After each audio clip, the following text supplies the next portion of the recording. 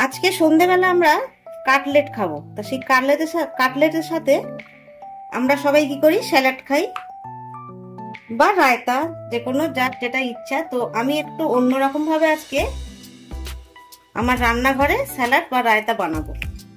যে কোনো একটা নাম দিতে পারেন। দেখুন, দুটো শসাকে আমি এইভাবে কেটে নিলাম। এবার যে ভেতরের বীজটা আছে আমি এই চামচের দ্বারা নিয়ে নেব একটা বুলেতে। আচ্ছা, এই কাজটা করে আমি ফিরে আসছি। দেখুন, শসার ভেতর থেকে বীজগুলো এইভাবে বার করে নিয়েছি। আচ্ছা, এই দানাগুলো ফেলবো না কিন্তু আমি, কারণ এগুলো ফেলার দরকার নেই, এগুলো কচি আছে, পাকা হলে না ঠিক আছে। এগুলো একটু টুকরো করে নিলাম। আচ্ছা, এখানে আমি নিয়েছি গাজর, টমেটো, ক্যাপসিকাম, পেঁয়াজ। আপনারা যদি চান ধনেপাতা অল্প করে একটু ব্যবহার করতে পারেন, আর কাঁচা লঙ্কা অল্প করে নিয়েছি, যে যেমন ঝাল খাবেন। সব উপকরণগুলো আমি এর মধ্যে দিয়ে দেব। পরিমাণটা কিন্তু আপনারা কম বেশি করে নেবেন।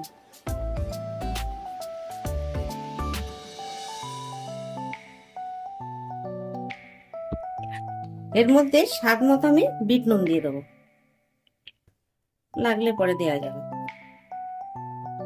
বিট নুনটা দিয়ে দিলাম স্বাদ মতো। আর এখানে আমি টক দই নিয়েছি 200 গ্রাম। টক দইটা এর মধ্যে দিয়ে দিলাম।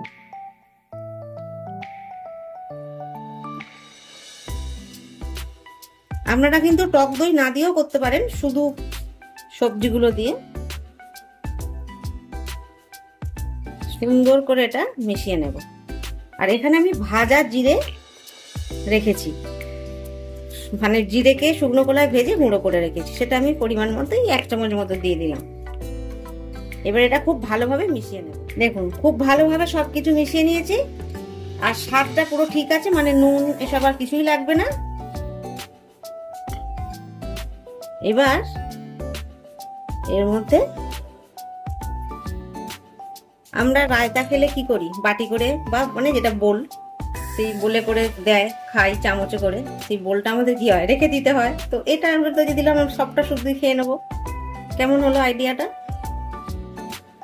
একটা নতুনত্ব ব্যাপারও হলো, খেতেও ভালো লাগে বাচ্চাদের এইভাবে দিলে।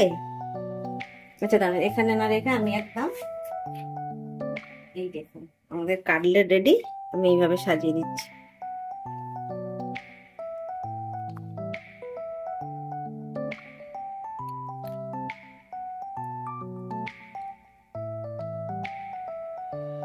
যদি এটা খুব টক লাগে মানে দইটা, তাহলে অল্প একটু চিনি দানা দিতে পারেন, তবে আমাদের প্রয়োজন হবে না।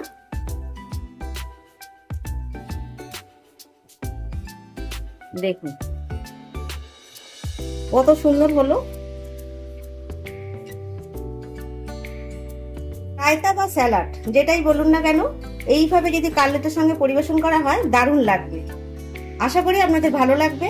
আর যদি ভালো লাগে আপনারা কমেন্টস করে জানাবেন, লাইক করবেন, আর অবশেষে বলি আমার চ্যানেলটা সাবস্ক্রাইব করবেন।